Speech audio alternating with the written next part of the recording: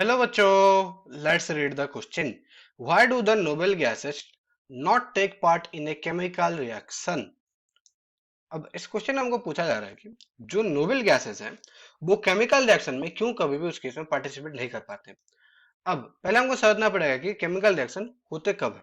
तो इस अगर हम देखेंगे तो जब कोई केमिकल रिएक्शन हो रहा है, कोई भी एक केमिकल रिएक्शन है, ले जैसे हम एक रिएक्शन लेते हैं उस केस में, जैसे अगर हम बात करें कि एक हमारे पास है मैग्नीशियम है, ठीक है, और वो उस केस में किसके साथ रिएक्ट कर रहा है, उस केस में O2 के साथ वो रिएक्ट कर रहा है, ऑक्सीजन के साथ। तब वो हमको देगा उस केस में मैग्नीशियम ऑक्साइड हमको वो देगा। अगर बैलेंस करेंगे तो ये 2 और इस तरफ बचा 2 ना। अब यहाँ पर क्या हो रहा है, मैग्नीशियम ऑक्सीजन से जब वो रिएक्ट करा तो हमको दिया मैग्नीशियम ऑक्साइड उस केस में देखने को मिले।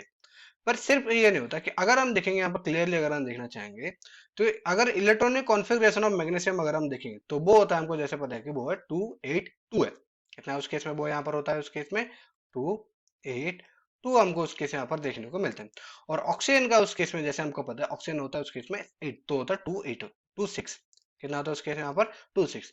तो यहाँ पर अगर हम देखेंगे तो मैग्नीशियम यहाँ पर क्या करता है कि दो इलेक्ट्रॉन उस केस में, अब उस केस में शेयर कर रखिए ऑक्सीजन के साथ वो शेयर कर रहा है। अब वो दो इलेक्ट्रॉन ऑक्सीजन कंप्लीटली अपने पास रख लेता है, तो यहाँ पर कंप्लीट ट्रांसफर ऑफ इलेक्ट्रॉन देखने को मिल रहा है।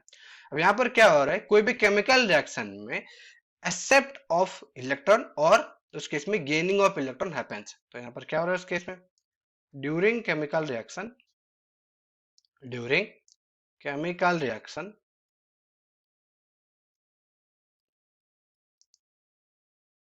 एक्सेप्टेंस और losing of electrons happens happens to form bond। क्या होता है उस केस में, अगर बॉन्ड बनाना है तो यहाँ पर क्या, इधर क्या होता है उस केस में इलेक्ट्रॉन लूज करना पड़ता है या फिर उस केस में गेन करना पड़ता है। पर अगर हम बात करें नोबेल गैसेस की, तो नोबेल गैसेस में यहाँ पर क्या है कि उनके आउटर मोस्ट सेल जो है वो कंप्लीटली फिल्ड है। तो क्या है उनके, noble gases have, noble gases have completely completely filled outermost cell।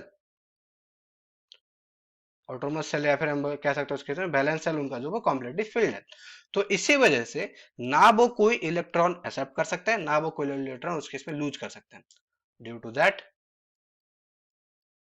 Due to that they can't accept और lose any electron, lose any electron.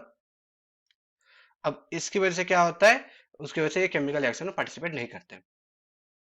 This is why, this is why they do not participate in chemical reaction, participate in any chemical reaction। कोई भी chemical reaction में यहाँ पर कभी भी वो participate नहीं करते क्योंकि उनका ऑटोमोबाइल कंप्लीटली फील्ड है। I hope you understood well. Best of luck.